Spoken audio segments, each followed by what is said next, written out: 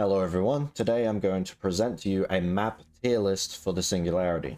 The Singularity is one of the most unique killers in Dead by Daylight, having a power that straight up bypasses some of the worst aspects of many challenging maps, and I would argue is a significantly less map dependent killer than many would have you believe. The criteria for this tier list is as follows. The strongest maps for the Singularity are maps with few line of sight blockers and obstacles. Being able to tag someone and instantly slipstream to them before they can make it to safety is a big factor in how fast you can get into chases from long range, as well as follow-up slipstreams to continue pursuing your target after your first hit. Being able to quickly stick a biopod to a nearby high tree or structure that has a wide cone of influence is very important, as it allows not only the ability to survey an area for a split second to gather information about the trial, it also allows you to quickly tag survivors passing through high traffic areas. The chain ball is one of the most lethal and difficult chasing techs in the game, practically guaranteeing hits when done correctly. This can only really be done in low loops that you can shoot over, but it can be done with a bit of mind gaming with a biopod lock-on, which is a little bit more difficult. Ironically, the smallest maps in the game are detrimental to the Singularity, as EMP boxes spawn within seconds worth of distance of each other, and it would not be uncommon to have one survivor use 2 or more EMPs in a single chase before you can manage to slipstream once. Please bear in mind this tier list takes into account playstyle as well, the playstyle being my own, which is basically chasing any survivor that's in front of me, not really prioritizing any areas or any generators to defend. Basically, this tier list just reflects the playstyle of chasing everyone like an absolute ape without any prioritization. With all that said and done, let's move on to the tier list. I'm going to do this in the order that these maps all appear in, so it's going to be a little out of order until I get to the end of it. And first of all, we're also going to go over the tier list. Here we've got S, Singularity Favored, where you have a distinct advantage through a variety of reasons. You can load onto these maps and you'll think, I'll probably have fun on this map, and I'll also probably win. Slightly Singularity Favored are maps which, well, are the same but less so. They'll have more disadvantages than in the Singularity Favored ones, but not so much that it's a horrible experience. Manageable here, you've got the maps that are, there's lots of things you can do to deal with the maps, but they will likely have strong windows, strong palettes that are going to be very difficult to deal with as the Singularity. And in the C tier, you've got tolerable maps. These are maps that you can load into and you can roll your eyes, but you'll still probably be able to secure at least a 2k or a 3k. If you play your cards right, you may have to resort to some unfavorable tactics, shall we say. But otherwise, they are tolerable, as the name says. And then we get to the D tier, Get Me Out. These are maps that as soon as you load into as the Singularity, you don't want to play the game anymore. These are horrible maps through a variety of aspects in the, yeah, we'll get to them during the tier list, I'll say. First on the list is Wrecker's Yard. Wrecker's Yard, I would say, is slightly Singularity favored. You can have quite a few dead zones in this map. There's not a lot of pallets, but there are a fair amount of strong loops, and because of the size of the map, EMP boxes are going to be very easy to access. Shack is right in the center of the map, so even if you try and outplay Shack with a very smart teleport, it's very likely that there's going to be a pallet nearby. But this map does have a lot of high objects that you can stick biopods to in order to get long-range tags. A lot of the gens are very defensible with one smart pod placement, and overall it's a very acceptable map, and it's a very balanced and skill-based map. Next up, we have Azerov's Resting Place. I'm putting this one in Singularity favored, slightly Singularity favored as well. This map, I mean, as long as you avoid chasing survivors in the middle of the map, this map is very good for you. You can stick to one side of the map and just be, you know, a defensive killer and very territorial, secure a 3-gen and basically guarantee that you win.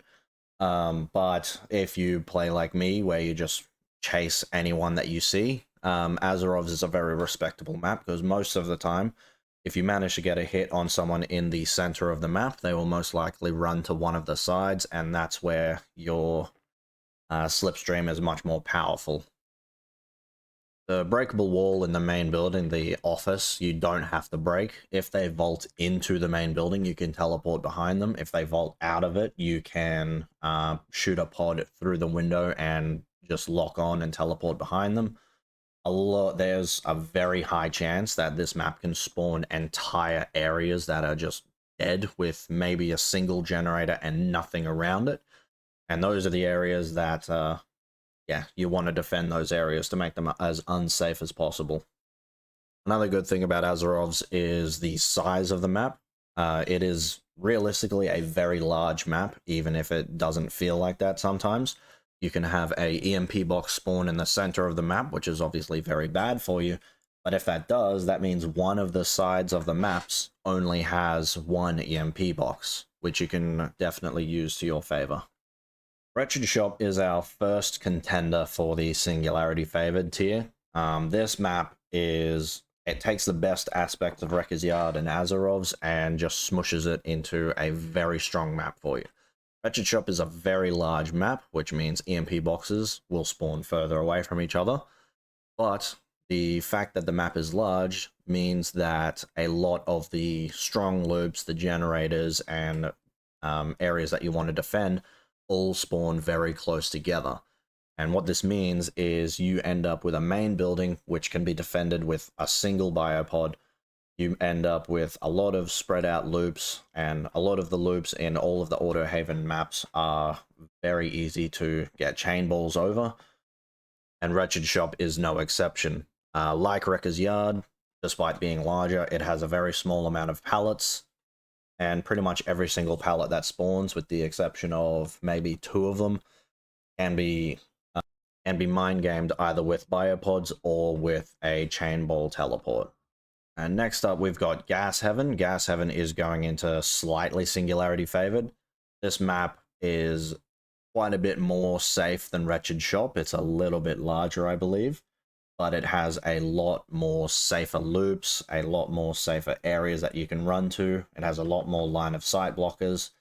It's basically Wretched Shop if it had a lot more objects that you had to worry about stopping you from teleporting to people. The main building is relatively easy to play around with your slipstream. When people fast vault either into the main building or out of the main building through the very strong window at the front, you can teleport straight behind them, and there's a very high chance you are guaranteeing either getting a pallet out of the way or you're getting a hit if you already have the haste bonus from, say, Rapid Brutality or something along those lines. You also never have to worry about breaking the breakable wall to reduce the strength of that window. You can just teleport behind someone or have a biopod inside or outside the building to teleport to. When the garage is open from the generator being completed, it's a different story. But yeah, this map is okay. You can sometimes get some very strong setups, and if survivors run you to the right locations on the map, you are very likely going to lose that match, but if they fail to do so, you're most likely going to win. Next up, we've got Blood Lodge, and some people may disagree with me, but I'm putting Blood Lodge straight in the S tier. Blood Lodge has a similar conundrum that Wretched Shop has. Lots of dead zones. You're very likely to be chasing survivors through areas of the map that have absolutely no safety.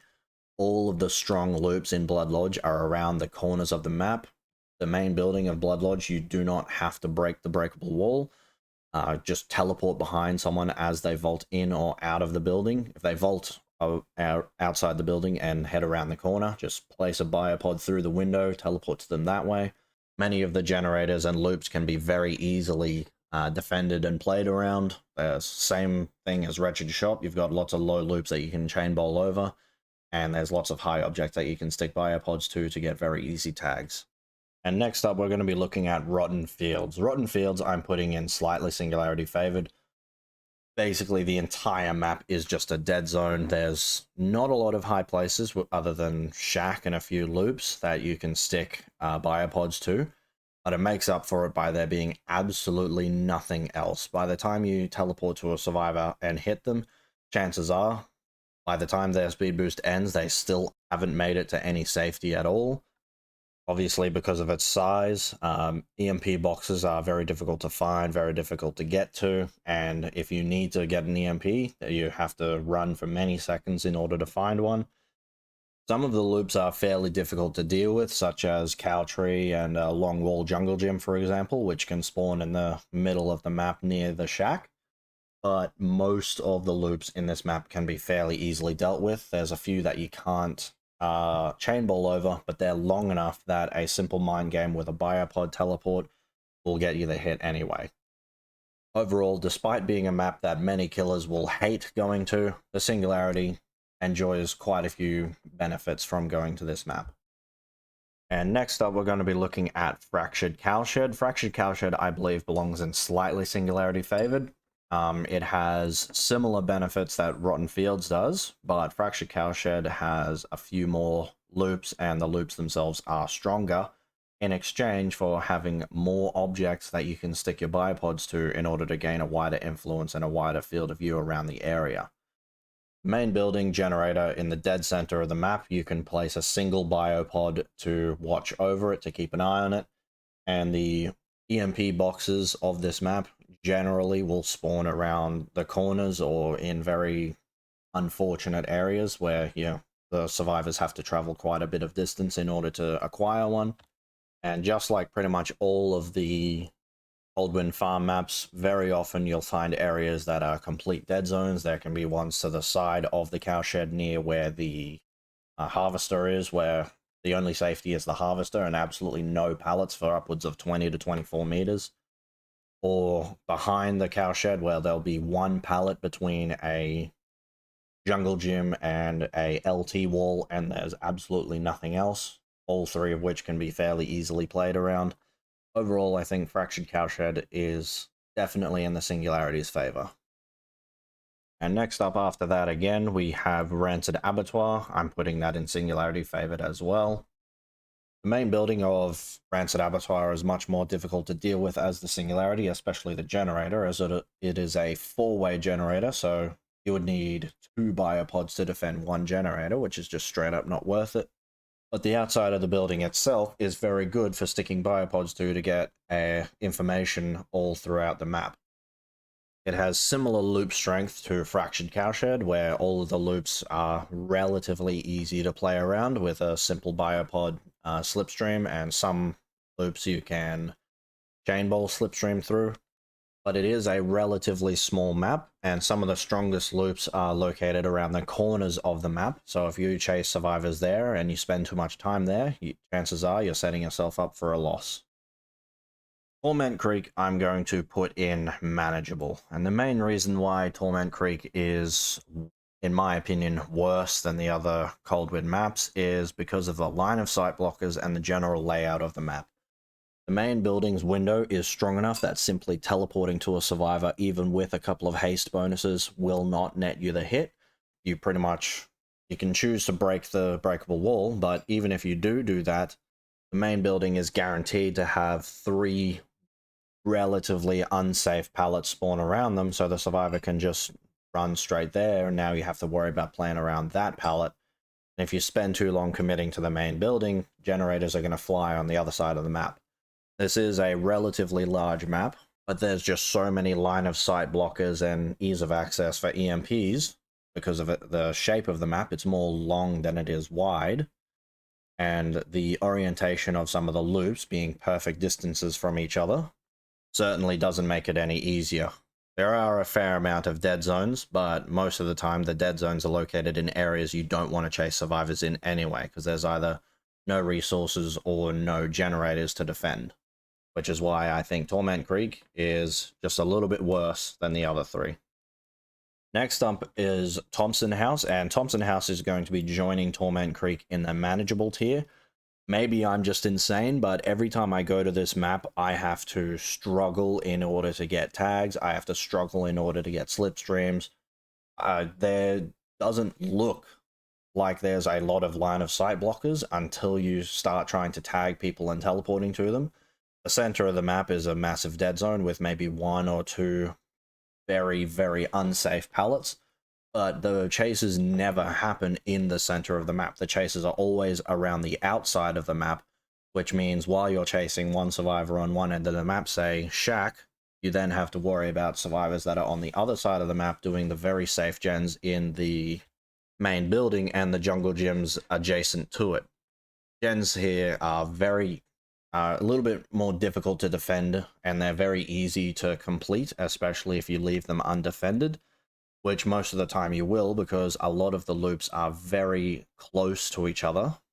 Despite the loops themselves sometimes not being very strong, the pallets are so close together that a simple mind game sometimes just isn't enough to get hits on some of the tiles on this map. It is, again, relatively small, so that means that EMPs are going to be very accessible as well. And then we make it to Badham Preschool. Do I really need to talk about these maps other than to tell you how awful they are? I'm putting all 5 in Get Me Out. All 5 of them have the same problems, even if some of them are easier than others. There's just no point in going through each of the differences, because no matter what, you're going to have a horrible time. All 5 of them are guaranteed to have 4 structures, and each are worse than the last. You've got your shack, which is usually in the corner of the map where you don't want to be. You've got the 2-story house, which is a very cramped area where you basically cannot get tags unless you're on the top floor, and even then, it's going to be very difficult to get a slipstream mine game because the pallet upstairs is very safe. You've got the House of Pain, which somehow has survived 6 years of this game's lifespan, with an extremely strong pallet downstairs that cannot be played around even with the strongest of teleporting mine games. You just have to get rid of the pallet and hope that you're in overclock mode while you're doing it. But even then, chances are that survivors are going to head upstairs and make it to the very strong window before you even get within slipstreaming distance. And then you've got the main building, the preschool itself. This building is guaranteed to have 2 god pallets. One is slightly less safe than the other, but even then, if you try and outplay it by just teleporting over it, and they drop that pallet in front of you, you will not have enough time to... the survivor will not travel far enough for you to teleport through it without breaking the pallet and disabling overclock mode, slowing yourself down in the process. There's only a couple of things you can do in this main building that makes chases here more bearable, but bearable is a very strong word to use here. The Badham Preschool, for most killers, is just awful. It's just awful, and I cannot believe these maps have gone untouched for so long. The generators are difficult to defend. The generator in the basement of the preschool, you can stick a pod right in front of it, but if a survivor disables it and you want to put that pod back, you have to walk all the way down the stairs, giving the survivor plenty of time to pre-run away, and that's just the short of it. You can try to only defend generators that are on the streets, that are easy to defend, easy to look at, easy to keep an eye on with your biopods, and easy to replace the biopods if survivors knock them out. But this map is just suffering incarnate. There's a few tricks here and there that you can do. One of the redeeming factors is some of the loops are fairly low, which makes chain balls easy. But the problem lies in the fact that there's so many pallets that even if you do manage to outplay a few of them, you've still got another 20 to worry about. So anytime you load into Badham Preschool as the Singularity, just expect pain. And then we come to the Macmillan maps, which of course all have 2 separate versions. I'm only have the 1 versions here, and I can't really copy it. But I'll just judge them each as I get to them. Suffocation Pit, I'm putting in slightly Singularity favored. If you play the entire map for the entire game, it would definitely belong in the manageable tier. But if you keep to one side of the map and defend a 3-gen, or you only chase into the center when you know that you can get an easy down, then it definitely belongs in slightly Singularity favored. It is a very good map for a defensive playstyle where you defend specific gens, like obviously just like a 3-gen. This map can even spell on 4 gens, which makes it even more insanely easy. It's a very large map despite being very long, if that makes sense. Main building is one of the weakest main buildings in the game for survivors to run you on. There's not a lot of pallets in this map. There's a lot of safety and very safe windows in the center of the map, but as I said, if you avoid the center of the map as much as you can, this map is very, I wouldn't say very easy, but it's manageable. It's, well, I should say it's slightly Singularity favored. The second version of Suffocation Pit is, I would put the second version of Suffocation Pit in Singularity favored, but I only have the default image, so I'm just going to leave it here. The other version of Suffocation Pit is much more open. Pretty much the entire center of the map is just dead zones with filler pallets that you can very easily just teleport over and get change ball downs. The main building is no less or no more safer. It's just a bit further out of the way, and the generators are just as easy to defend. So you don't really have a 3-gen unless you force one yourself. Suffocation Pit 2 is, I would say it's a lot easier to play on than Suffocation Pit 1. Shelter Woods is a map that well, both Shelter Woods maps I am both putting in slightly Singularity favored. If you held a gun to my head and told me to tell you the difference between the two Shelter Woods maps, tell my family I love them. They are both exactly the same as far as I'm aware, with some minor differences, loop differences, and they're both played basically exactly the same. Shelter Woods main building is very complex, but it's, if you play your cards right, you can pretty much set up guaranteed hits with a few smart slipstreams.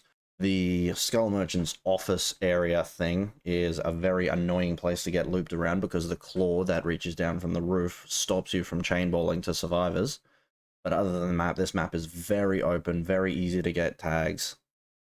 Sometimes survivors can block line of sight very easily, which obviously doesn't help, but the generators are also very spread out, so trying to defend a 3-gen isn't going to work very well.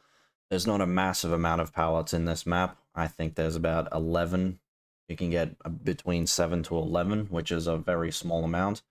It's better than old Shelter Woods. I would have been very interested to see how Singularity would have performed before the Skull Merchant came to the game. There's not a lot of strong windows other than surrounding the main building in those army tent vaults, which, depending on which way the survivor is going, you can set a pod behind them to slipstream behind them, or you can teleport behind them as they vault. So they are playable at the very least, even though they are very strong windows for most other killers.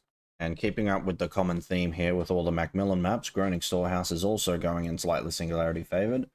That goes for both versions of Groaning Storehouse. I think the second version is a little bit easier because the center of the map is a bit more of a dead zone. Groaning Storehouse 1 obviously is like a giant L shape, pretty much as with any other killer. Unless you're already stomping, you don't want to ever venture out into the L.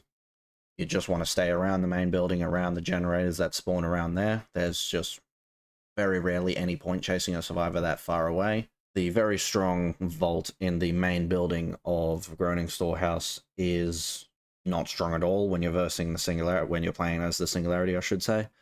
If they vault through the window and they continue running, you can either set a biopod around the corner and teleport to them that way, or if they run in front of you, you can just teleport to them and that'll effectively act as a chain ball. If they double back, you instantly hit them. If they keep running, you hit them before they make it to safety.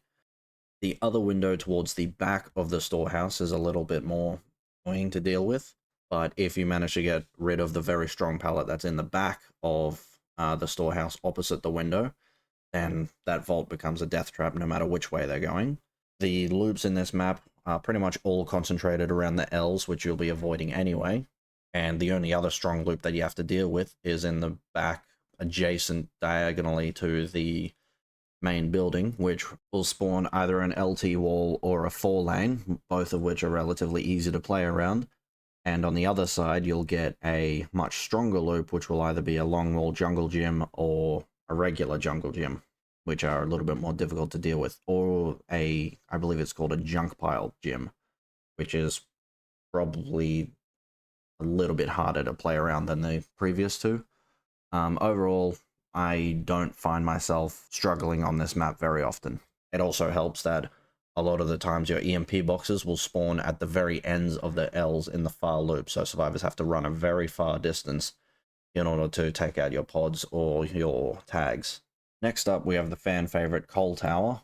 This is also going in slightly Singularity favored. Both iterations of Coal Tower are both good for you. I would argue that the second one is slightly better because of its shape, but Coal Tower 1 is not significantly worse.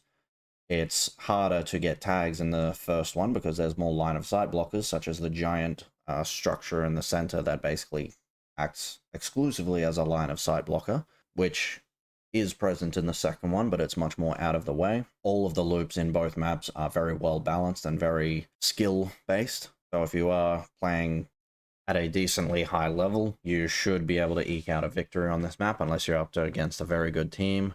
The main building is basically not worth defending. You could go upstairs and put a biopod there, but I would say it's not even worth it. Putting a biopod on the outside of the main building, on the other hand, is a very good idea in order to get tags on survivors just running past it, or even teleport to a survivor that may just be out of range. There are lots of high objects in this map as well to stick your biopods to in order to get tags on survivors that are running away from you and you can get very quick tags and very quick follow-up slipstreams. So I would say this map is definitely good for the Singularity. And that brings us to the Ironworks of Misery, the final of the Macmillan maps, which I am putting, again, straight in slightly Singularity favored. This map is a very difficult map for a large portion of the roster, but not so for the Singularity. The size of this map is nothing to scoff at. It is pretty huge, but there are also a large amount of dead zones scattered around it, either in the center or near the main building, towards the left of the main building, or below it to the right. The generator in the main building is very easy to defend because you can just place a pod there, facing it, and if it gets knocked out, it's very easy to replace. You don't have to go upstairs or anything. Many of the generators on the far right-hand side of the map in all of the tiles, they're a little bit more difficult to defend as they are right next to shack as well. And you can get some very nasty connecting windows that even a double-hasted overclock can't overcome. But overall, this map has enough dead zones and enough filler tiles to definitely warrant being put in slightly Singularity favored. The main building can act as a very effective vantage point, putting a biopod on the side of, well, any side of the main building. You can, if you decide to set up a 3-gen behind it, you can tag anyone who tries to go past. And even if you can't, you can see where they're coming from, so you'll be able to put a biopod to tag them on their way to whatever objective that they're making it to, whether it be a hooked survivor that you're keeping an eye on, or a generator that you want to make sure that you don't lose. Overall, this map is good for you. And now we move on to some of the more unique maps. Father Campbell's Chapel. Some people may disagree with me, but I'm putting it straight in the manageable tier. I believe this map is fairly difficult. It's a very cramped, very small map. There's a lot of high walls that survivors can use to block line of sight from either you or your biopods. The circus is a very difficult place to chase survivors. There's lots of line of sight blockers, and the loops are so small that even a correct biopod mind game sometimes just won't be enough to get you the hit. There's loops and fillers scattered all around the map, just enough in close proximity that even a successful biopod mind game, they might just be able to make it to the next loop before you catch up to them with your slipstream.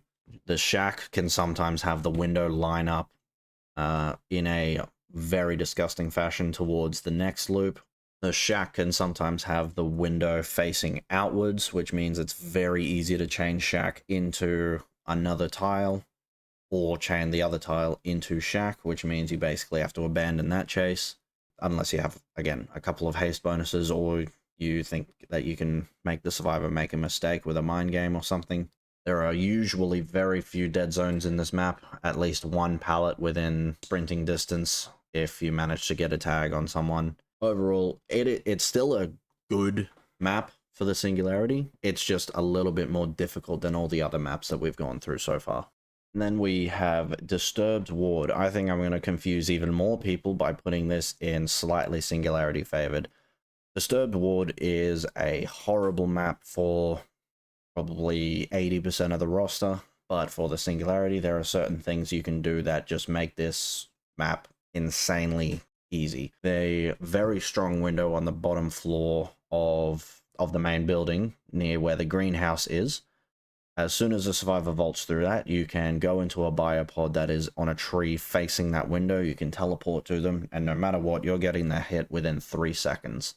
That window is horrible to deal with for most killers, but for the Singularity, it's a cakewalk. The main building itself is obviously very horrible. These very strong pallets are annoying to deal with, to say the least. That being said, even the god pallets that survivors can drop and keep running, if you have the survivor tagged, you can just teleport right after them. If they try to vault back through you over the pallet, you get the hit. If they keep running, they're not making it to another resource before you get the hit either. So overall, the main building on this map is tolerable in comparison to many other killers. It's a very large map and it's very oddly shaped, which means that your EMP boxes are going to spawn in very strange places and in very inconvenient places as well. A lot of the stronger loops are centered around the outside of the map, where you probably don't want to chase survivors anyway, and you probably don't even want to bother defending because they're going to be so difficult to defend. The back of the main building has a lot of unsafe pallets that you can teleport over. The greenhouse, the pallet near the greenhouse, near the hedges, is probably the weakest pallet in the game against the Singularity. It's so low and you can very easily set up a chain ball. And while some of the generators on this map are very difficult to defend, such as the one on the top floor in the main building, some generators are very easy to defend. You can have one spawn in a dead zone just in front of shack with nothing around it other than the shack. And you can put a biopod there and you basically get full reign over that shack, over that generator, I should say, until they disable the biopod. And if they don't bother to do that, well, now you've got free pressure tagging someone. If you're anywhere nearby, you can teleport straight to them, and they won't be able to make it to shack before you get the hit. And even then, shack itself is a pretty respectable loop against most killers, but against the Singularity, there's a few things you can do that make shack just much easier to play around. Overall, yeah, you shouldn't feel at a disadvantage if you go to the Disturbed Ward as the Singularity. As any other killer, maybe, but not as a Singularity in my opinion. And then we have Mother's Dwelling. Mother's Dwelling is a difficult map to judge, because if this map was colored the same as any of the Macmillan maps, if it was laid out the same as one of the Autohaven maps, it would definitely go in slightly Singularity favored. But this map has some very glaring issues, which I'll go over. First up, the hitboxes on this map for deploying biopods is shoddy at best. A lot of the times you can place your biopod on a tree and all you're going to be able to see out of that tree is just leaves. The leaves do not have collision, so you can still tag survivors through it if you know where they are, but you're not going to be able to see anything.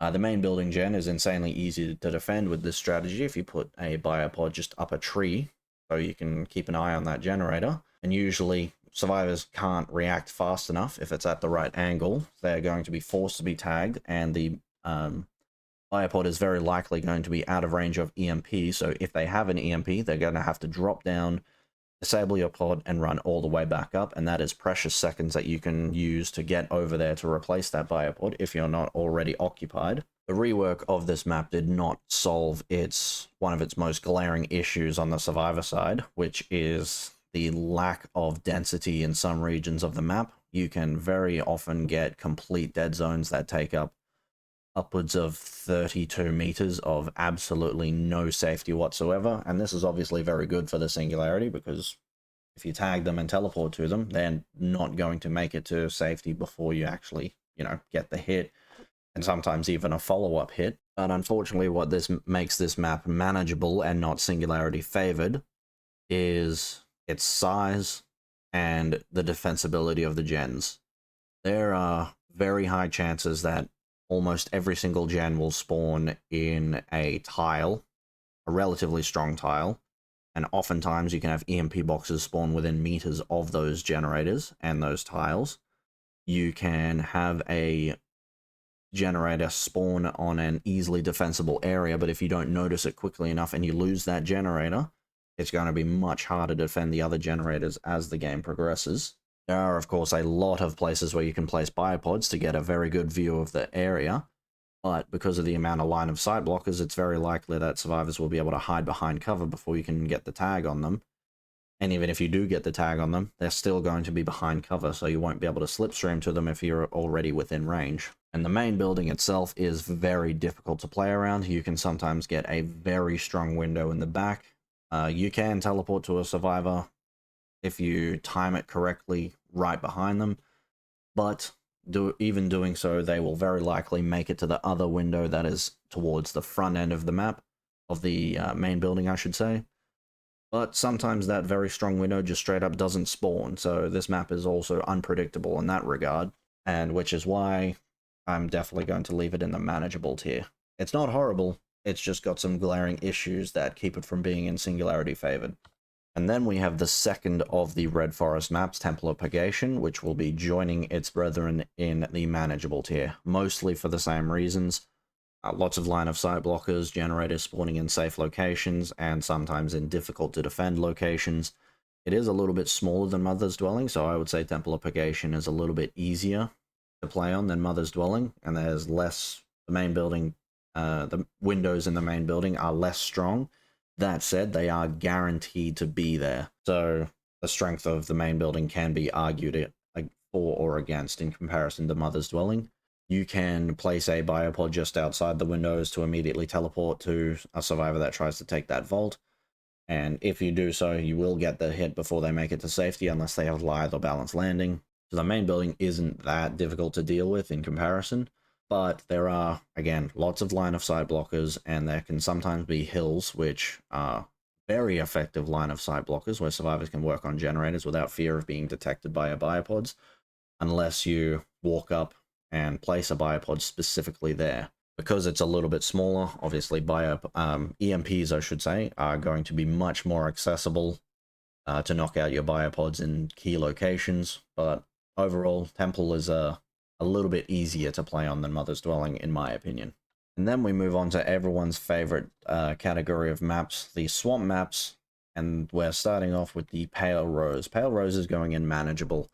The boat gen is simultaneously easy and difficult to defend.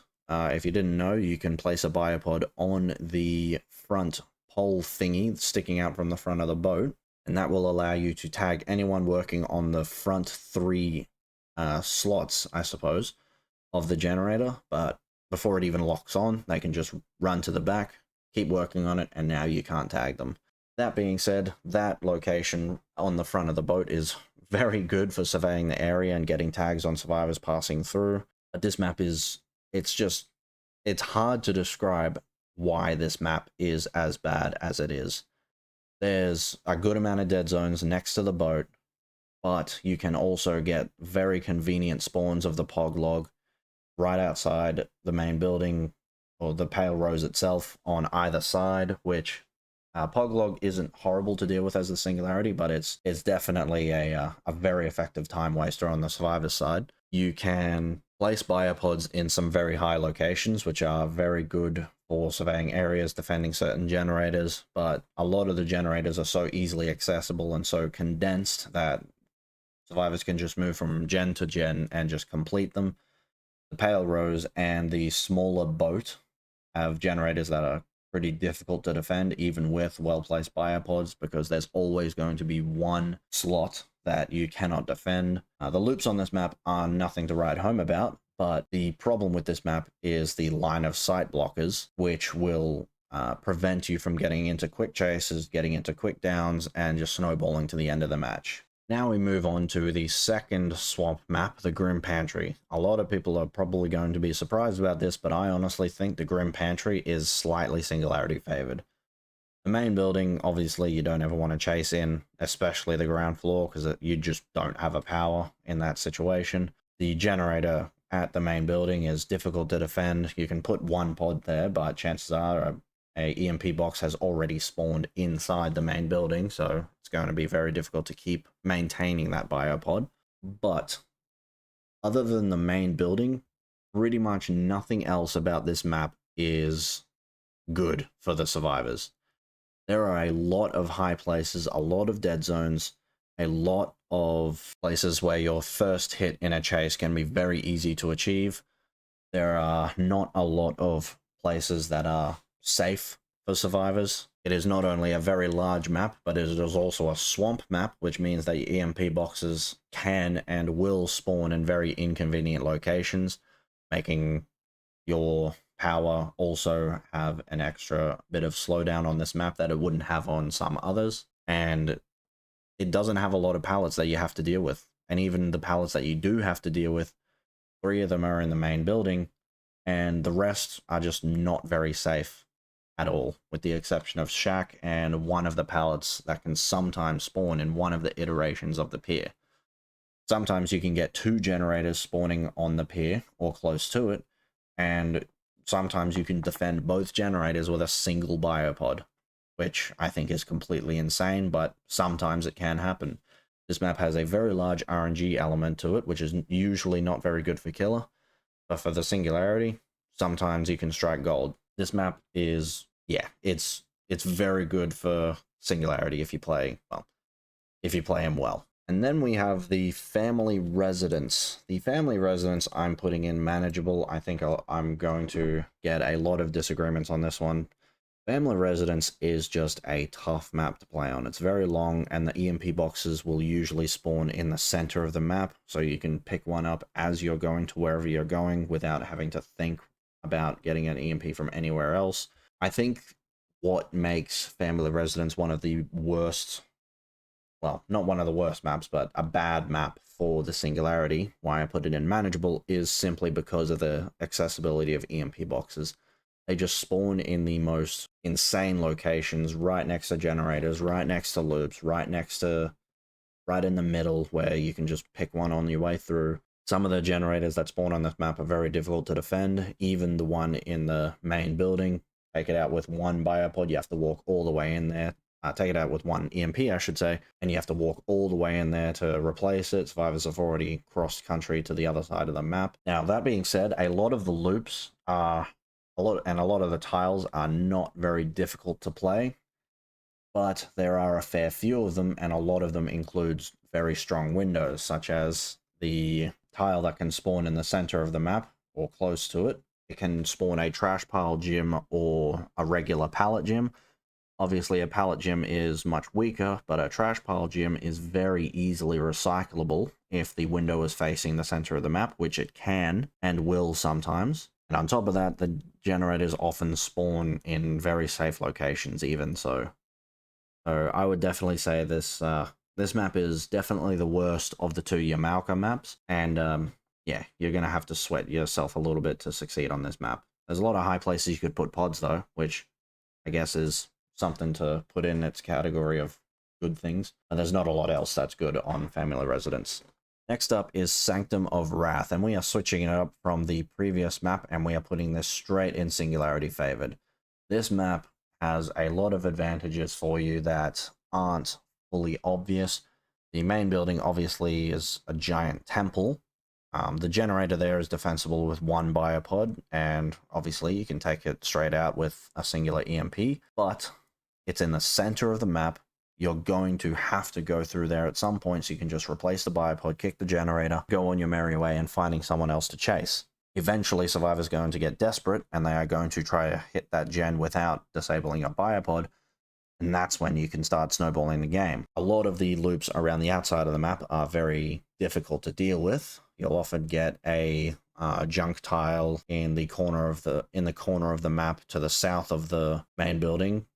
Shack will obviously spawn on one of the guaranteed spawn locations, and otherwise you just have a very bad tile with a simple window which you can chain ball over very easily. Moderately strong pallet, which you can play around with a well-timed biopod mind game. But Sanctum of Wrath, overall, you should not find yourself at a disadvantage on this map unless you're playing against a really good team. There's so many dead zones in and around the main building. The entire sides of the main building have to be traversed at some point, so you can very easily pop a biopod on either side. If you're trying to defend one side of the map, you can just tag someone on the way through and start chasing them. If you're on the main building as well and someone tries to walk by and they're tagged, you can teleport to them, and there's basically no line of sight blockers around that area. Sanctum of Wrath is I would say it's a very good map for the Singularity, at least in my experience. And then we make it to the RPD maps. Both of these are going in the tolerable tier. East is slightly better than West, I would say. My win rate on these maps would tell you that the Singularity is very good on these maps, but I just play in the most boring way possible because I do not want to play on those maps. I mainly defend the main room and all the rooms adjacent to it, and I only take chases that will start either in the main room or, again, one of the rooms adjacent to it.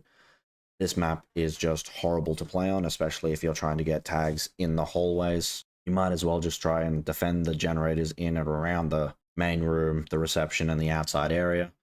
Because if you try and play normally, like a normal killer, you are not going to have a good time on this map. You pretty much have no power on the east wing or the west wing of the east wing and the west wing to do pretty much anything. You're a basic M1 killer, and I truly hate these maps. I hate these maps. I hate all of the indoor maps. RPD is probably the second most tolerable, because at least there's some redeeming factors, but these maps are just not fun to play on. The EMP boxes are, because it's a double story map, sometimes EMP boxes can be difficult to get to and difficult to utilize, but once you get those EMPs, you can knock out biopods on multiple levels if you get the timing right or the location right. And while it is easy to replace some of the biopods on this map, especially in the main room, you go against a decently coordinated team on this map and you are going to get 4-outed. There's not really much you can do about it unless you make a sick comeback or they mess up, or starting to play in a very dirty way. This map is just, it's not fun. Neither of them are. Ober Landing, the Singularity's home turf. This map is going straight intolerable, only because this map is just so difficult to see on. It's very easy to hide on. It's very easy to avoid lock-ons with biopods. There's so many line of sight blockers. Main building is annoying. There's pretty much no recyclable area where you can pop a biopod where you'll consistently get tags on survivors running through the map.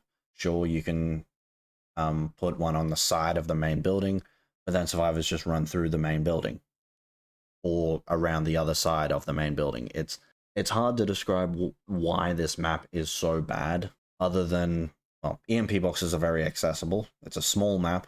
It's ridiculously small, actually. It's the second smallest map in the game, so EMP boxes are going to be within spitting distance of each other. And chases here, while they end quickly, because a lot of the pallets are either unsafe or too far apart, there's not very many pallets on this map. And again, most of them are unsafe with the exception of the one in the main building, which is basically a god pallet, and just underneath it as well. But actually getting into the chases is where it gets difficult on this map, because again, as I've said, it's very difficult to block line of sight, very difficult to get lock-ons on this map on survivors that are awake, shall we say.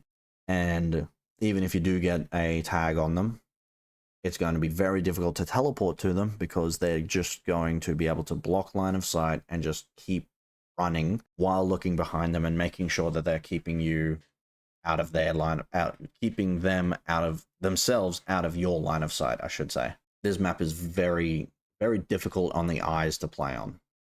And that's half the reason why it's intolerable. And the other half is just how difficult the chases are. And it's not the chases themselves that are difficult, it's getting into chases, which is the most difficult part of Toba Landing.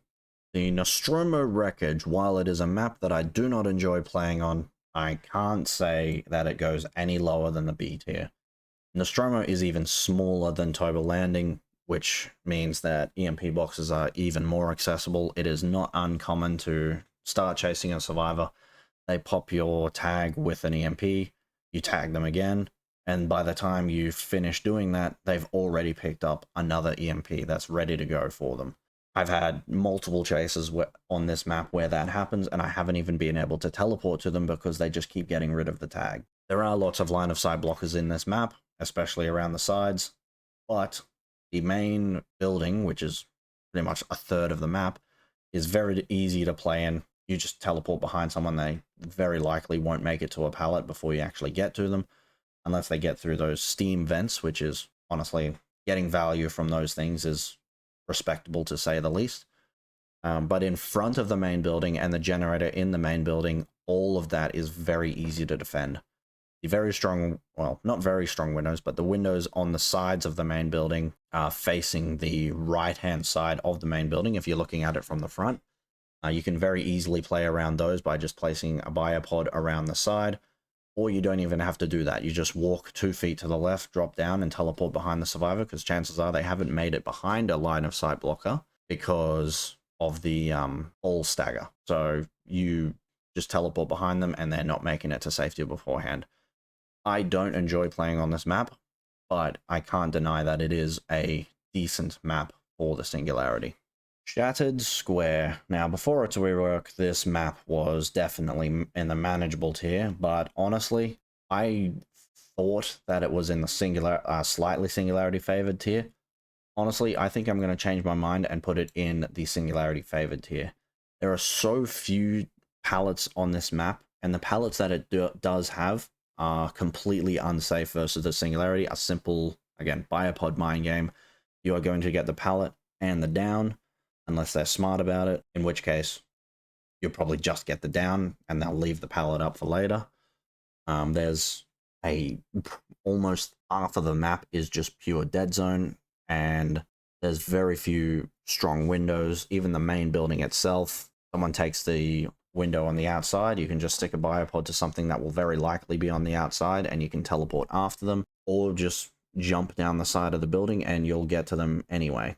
A lot of the generators on this map are extremely easy to defend. It is a relatively large map, and the EMP boxes have a very high chance of just spawning around the corners of the map, making them very inaccessible. And overall, this map is just, sometimes this map just straight up feels unfair because of how little resources there is to work with, especially against a killer that can close distances this quickly.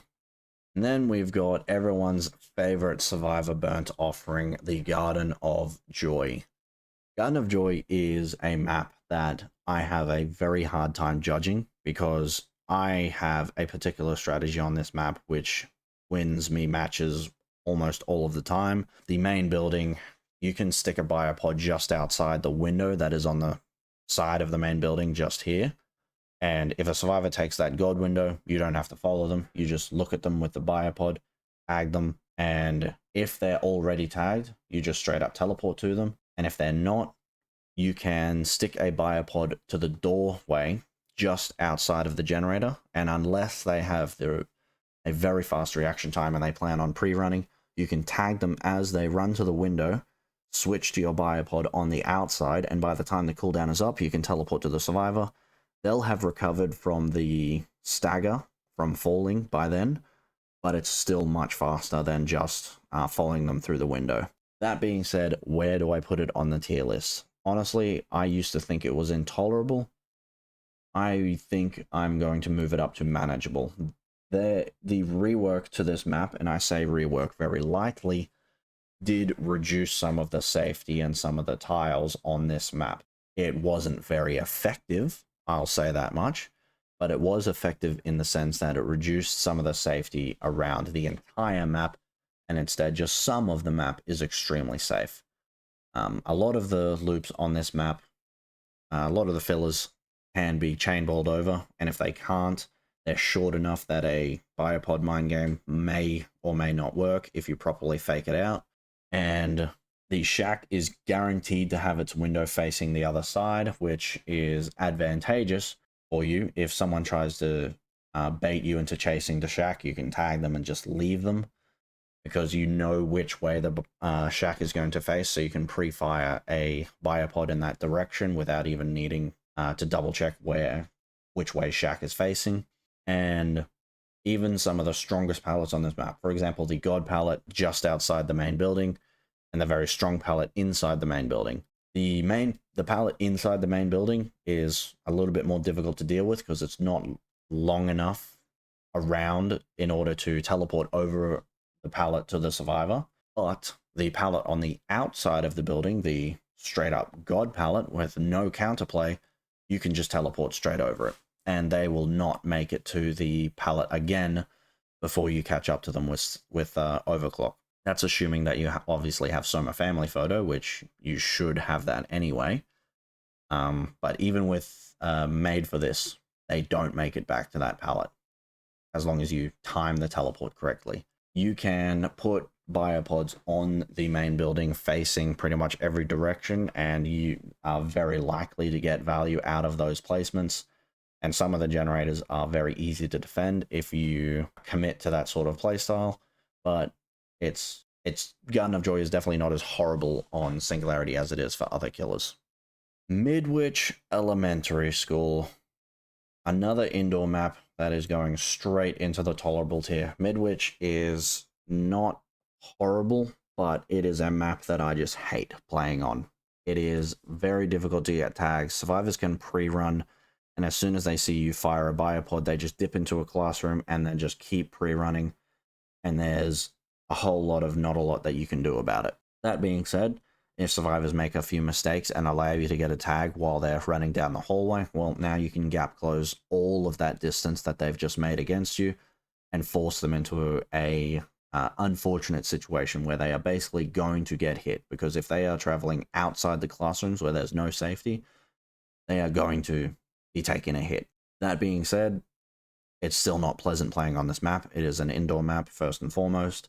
If you're running batteries included, this map is a little bit more tolerable because as they complete generators while you're trying to use your power, as you should as a killer, you're going to get the haste bonus basically passive throughout the entire map, hopefully, assuming survivors complete a good spread of gens, and it makes the latter end of the match a little bit easier. But at the end of the day, this is an indoor map. You basically have no power in half of the classrooms, and the other half, all you can do is a slipstream fake or a teleport fake, and that's all the mind gaming that you can do. You can put biopods at the very ends of the hallway, and you can sometimes get value from doing that, but it's just not fun. There's no fun to be had in this map, and there's a very high chance that you're going to have to resort to some unfavorable tactics in order to secure the W on this map. Yeah, you can win, but it's not going to be fun. Now we've got the Dead Dog Saloon. I honestly think this map is not very good for killer in general, especially against survivors with half a brain cell, and that remains true for the Singularity. It's going straight into the manageable tier. There is a lot that survivors can do to counter most killers, and specifically the Singularity on this map. A lot of the generators are in the corners of the map, and even some of the generators that are very easy to defend, such as the balcony gen in the main building, or the gallows gen, which has 4 slots that survivors can repair. This map is very difficult, especially when survivors take 1 hit and they move to any of the line of sight blockers on the left-hand side of the map. If they run to the dead zone, which is in I believe it would be the southeast corner of the map, where there's basically nothing but sometimes generators and just a couple of filler pallets, then that's obviously going to be good for you. But these filler pallets are still a force to be reckoned with, because the survivor can maintain visuals on you pretty much the entire time while you can't see them because you're too short. A biopod mind game might work here as long as the survivor gives you control of the pallet, but this map is just very difficult to play on, especially as the Singularity. Again, it's a very small map, which means that EMPs are going to be very accessible and very easy to use, and very easy to use and abuse, but you're not powerless on this map. The main building is playable, especially if you pre-set up some biopods at the top of the staircase to tag someone running up the staircase to take that very strong window. And then if you have another biopod that's just outside that window, you can teleport to them as they run down the stairs, and then That's a guaranteed hit. And if that biopod is close enough, you can also defend the gallows gen with that biopod. So it's a multi-purpose biopod, which that's pretty much one of the only tricks that you can do on this map. It's yeah, there's a decent amount of pallets, and not all of them can be played around, especially if you're chasing a survivor through the very difficult Isle Haven on the side of the map opposite the main building, where it's pretty much all just line of sight blockers.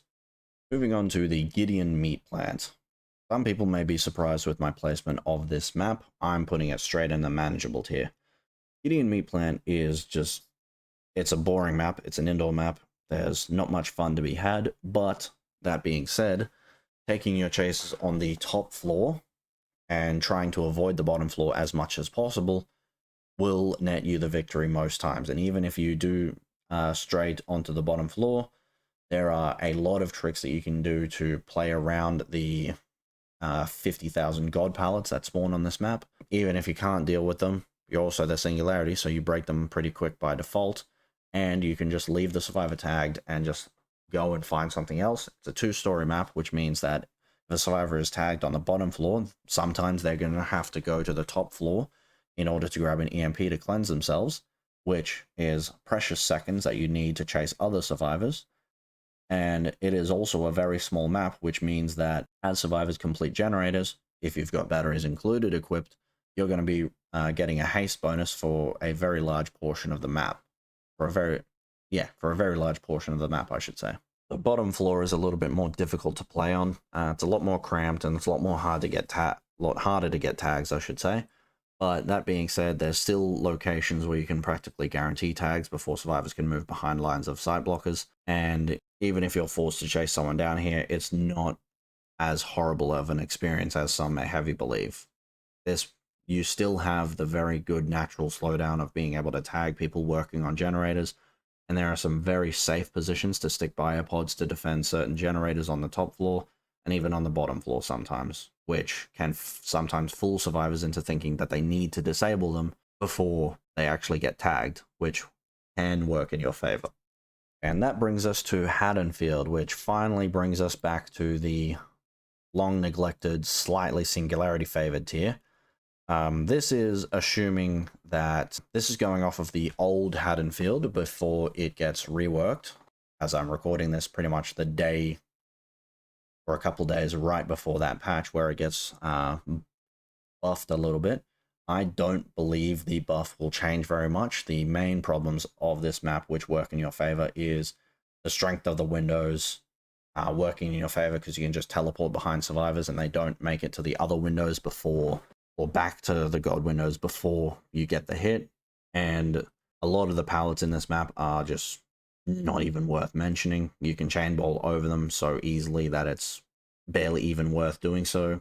The size of the map works in your favor as well. EMP boxes are going to be spread out. Sometimes the EMP boxes can be on the top floor in some of the buildings that you can enter, which again works in your favor because survivors have to spend a few extra seconds moving up the stairs. And a lot of the generators are pretty difficult to defend. Like, generators are going to fly on this map, but you are also going to be getting very quick downs. You teleport to a survivor in the center of the map, they have no safety. Even after you hit them, they get a speed boost, you teleport to them again, you hit them again.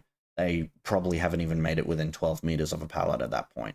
So Haddonfield just is similar to Shattered Square, just straight up unfair sometimes, but the ease of completion of generators makes up for it. So in my opinion, Haddonfield stays in slightly Singularity favored. And now we have Ormond, and I think this is probably going to be my most controversial placement yet. I'm putting Ormond in Singularity favored. Ormond has so many dead zones. It is a huge map, which is not as important for the Singularity as it is for other killers, but it means that EMP boxes are again going to spawn in very wild locations, very far away from the action. The main building is entirely player-roundable. That's even a word, as the God pallet that spawns on the top floor, you can teleport straight over it. And if the survivor makes it far enough and then doubles back to try to get back over the pallet, you're going to hit them by the time you wake up. and if they don't, you're going to hit them before they make it to anything else. The only pallet and window in the main building that you have to worry about is the one on the top floor, which you can break almost instantaneously, and by the time your overclock ends, you'll be dropped down onto the floor to continue chasing the survivor. The window on the top floor, you shoot a biopod out, tag or teleport to the survivor that just dropped down, and you get the hit before they recover enough to vault into the window. This map is honestly pretty crazy in how good it is for the Singularity. The main building is huge, so you can stick a biopod on the outside of the main building, and you can teleport to pretty much any survivor within its radius. Many of the generators are either easy to defend or not worth defending. You can have a generator in the shack and you can just decide, I'm going to let that go because there's no point defending it. And then there'll be another generator 12 meters away from it where you decide that you want to defend it. And it's going to be very easy to do so because there's only going to be 2 slots on it. You just put a biopod there and you just passively tag anyone who tries to touch that generator. Ormond is definitely one of my favorite maps to go on as the Singularity because there's so few line of sight blockers as well. You tag someone basically across the map and you can teleport to them, and there's effectively nowhere for them to hide. Even if they successfully block your line of sight with your cannon, you can just pop a biopod up a tree or up a rock or something and you'll be able to teleport to them that way. Almost every loop on this map is mind gameable with biopod teleports, with the exception of the stronger tiles like the junk tiles that you can sometimes get. But yeah, Ormond is a map that I will never say no to going to as the Singularity. And then we make it to Larry's Memorial Institute. Do I need to say any more? This map is horrible. I hate playing on it, and you're basically playing the entire game without a power, which is the least fun way to play Dead by Daylight, especially the Singularity. You go to this map and your plan is to either tunnel someone out as quickly as possible or lose. Even the worst teams of survivors can play this map very easily. Chances are they have windows of opportunity. They're just running to yellow. You teleport behind them. There's another 7 windows in front of them. It's just so unfun to play on this map. You just can't use your power because you're basically just slowing yourself down. If you do use your power, there's very few moments where you can actually use it effectively in order to get a hit and not just to catch up. This map is irredeemably bad, and exclusively because you just don't have a power on this map. It's obviously a very small map, so EMP boxes are going to be very accessible, as if they even needed to be. And generators are very difficult to defend because they're either right up against something where you can't stick a biopod. The main room, there's a spot where I can stick a biopod or I can keep an eye on it, but it's like right next to the generator, and survivors that react fast enough will just get straight out of the radius before I can even react fast enough to tag them. Yeah, if you randomly go to this map, you're definitely not going to want to play Dead by Daylight for the rest of the night. Now we've got Area of Crows. Area of Crows is manageable. I like this map, but I cannot defend how ridiculously survivor-sided it is. It is a massive map, a lot of line of sight blockers versus the Singularity at least, and there are some low loops, but the low loops have some very strange hitboxes on them, and you won't be able to shoot over them to teleport to a survivor on the other side. The main building is insultingly safe. Run to yellow lithe users will always run to this building, not looking behind them no matter what. You don't have to break the breakable walls, thankfully, but unfortunately, unless you already have a bit of a haste bonus, there's a very high chance you may not make it to the survivor before they make it to the opposite window, which means you have to teleport behind them again, which means that there's a very high chance they make it to safety again before you catch up to them. And that's just the main building. A lot of the generators are either too easy to defend, but they're also too easy to do for survivors. It is a fairly large map, which means EMPs are a little inaccessible, and sometimes you can be lucky and an EMP box will spawn on the top floor of the main building. The sheer amount of pallets and filler tiles in this map just cannot be ignored, and that is the entire reason why it's in manageable and not in slightly Singularity favored. I wish this map was better because I love the aesthetic of this map, but there's just some things about it that cannot be forgiven. And then the latest map to join the roster, oh, second latest, I should say, Hawkins Laboratory. This map is even worse than Larry's because Hawkins has so many pallets that it is practically unplayable for the Singularity. Just like Larry's, it's an indoor map, so it's going to be extremely difficult in order to get tags. You are stuck on the back foot for pretty much the entire match. No generators on this map are easy to defend. It's a small map, so survivors can access EMPs very easily. Pretty much everything about Larry's applies to Hawkins, but like 20% worse. Hawkins is somehow even more cramped than Larry's. There's almost no sections that are actually open where you can use your power properly, except for the one room at the very back end of the map with the portal to the upside down, and even then, you just don't want to go there because you tag a survivor that's working on the gen, they just drop down the hole. Like, there is effectively no place on this map where you can use your power effectively, and even if you can, it's because you've already spent 15 minutes getting rid of every single pallet, and chances are you've already lost 4 gens by that point. This map is just, anytime I go to this map, I just want to DC. I don't want to play this map. It's just, if you win, you're not having fun. If you lose, you're having even less fun. And that applies to Larry's as well.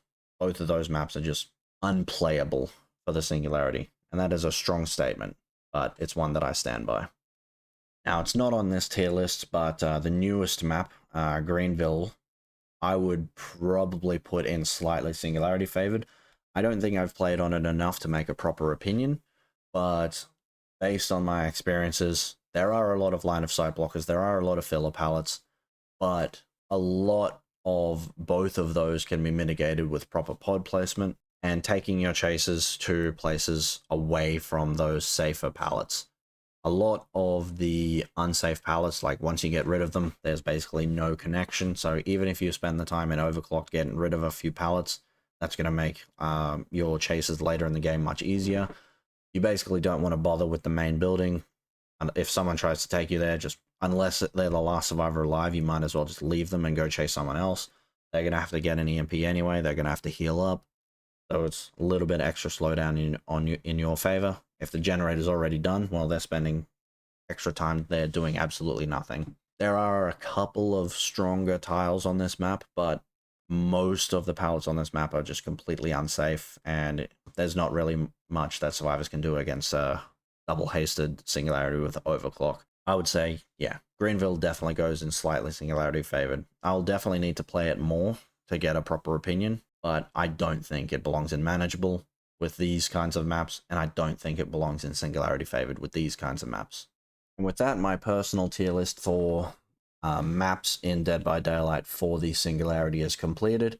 I've gone ahead and put all of these in order now. I didn't put them in order while I was going through it, but now this is my personal opinion of the strength of the Singularity on each individual map in Dead by Daylight. Greenville, I imagine, I would probably just put here. Again, I don't have enough data on it. I haven't played on it enough, but this is probably where I would put it. Right at the bottom of A tier, but every other map is now in order from S to D, and I don't claim to be a all-knowing expert on Singularity, but in my experience, in about 1,000 hours of playing that killer, this is my experience.